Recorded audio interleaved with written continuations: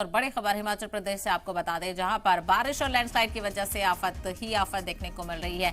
मंडी में लैंडस्लाइड ने तबाही मचाई हुई है, तो वहीं ताजा तस्वीरें आप देखिए किस तरह से जो रोड क्लियर करने का काम हो रहा था, जिस जेसीबी से रोड क्लियर करने का काम हो रहा था, उसी पर भरभराकर पहाड़ गिर जाता है। गनीमत ये रही कि ड्राइवर ने बर्वक्त कार्रवाई करते हुए फौरी तौर पर जेसीबी से बाहर निकला और जान बच गई। हालांकि वहां पर कई लोग भी आपको नजर आ रहे होंगे। इस वीडियो में आप तस्वीरें देख सकते हैं, चकनाचूर जेसीबी इन तस्वीरों में नजर आ रही है। बड़ा सा पत्थर भरभराकर जेसीबी पर गिर जाता है। ये मशीन जो कितनी मजबूत होती है, इसी के जरिए से तमाम तर भारी भरकम पत्थर हटाए जाते हैं।